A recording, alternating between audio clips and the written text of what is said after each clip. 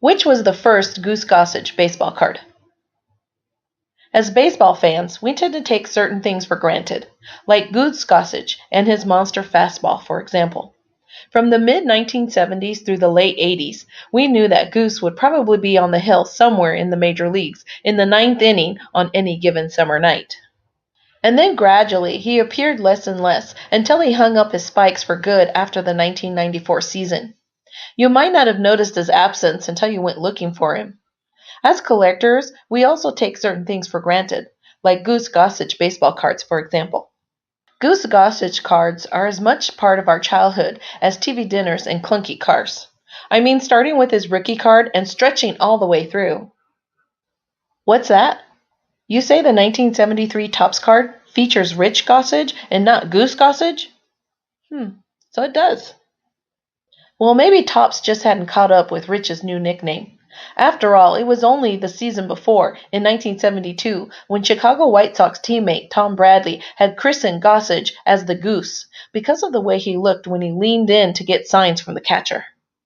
But if you thumb through a stack of Goose cards from different years, you might be surprised at how few of them actually say Goose. A huge chunk, like the Topps rookie, merely say Rich. So which is the first Goose Gossage baseball card? There's only one way to find out. The Master List. Our task is to work through every known Gossage card from the beginning, not stopping until we find a Goose. And as with most superstars of yesteryear, the place to find our candidates is the master or superset checklists that PSA maintains.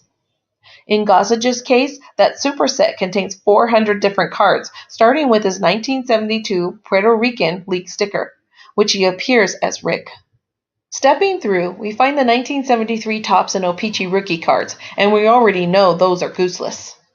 Next comes the 1974 Topps and the O-Pee-Chee cards, both with single Gossages and the White Sox team card with Chuck Tanner as manager. None of those pasteboards mention Goose anywhere on them. The following year, in 1975, Gossage appears on 6 cards, base and White Sox team cards in regular Topps, Topps Mini, and O-Pee-Chee formats. If you count the SSPC set from 1975 issue, then you can add that one here too.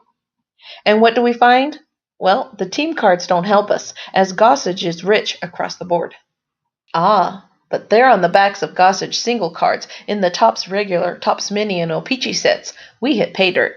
For an added bonus, SSPC pulls out the Goose right on the first line of its card back. But most folks I know consider SSPC to have been issued in 1976, so we'll stick with the 1975 Topps/O-Pee-Chee cards as the first time Goose made an appearance on a swath of cardboard. Are there any really Goose Gossage baseball cards in the proper sense, though? Not for my money. In order to qualify for that honor, a card would have to: number 1, show Goose as his primary first name on the front of the card, and number 2, show up on the set's checklist as Goose Gossage. None of these fit that bill. Duck, duck, goose. So Topps, O-Pee-Chee, and SSP, sort of, each got close to issuing the first Goose Gossage baseball card in 1975, but they all came up short. Surely this wrong would be righted the next year, right? Well, not quite. Rich was rich on his 1976 Topps card, and on his 1977 Topps card, and on his 1978 Topps card, and, well, you see where this is going. There weren't many other non-Topps choices in those days either, though Gossage did appear on a handful of oddball sets, including the 1977 Hostess, 1978 Kellogg's, and 1979 Hostess. Alas, he was richly rewarded on all of those cards as well. When Fleer finally broke Topps' monopoly in 1981 and was joined in the market by non-sports staples Donruss, there was finally hope for goose-hungry collectors.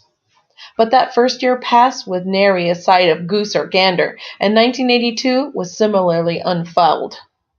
If you were a collector anticipating the arrival of the new 1983 baseball cards, and particularly the chances of uncovering the first ever Goose Gossage baseball card, your chances of happiness depended largely in which order you acquired your wax packs.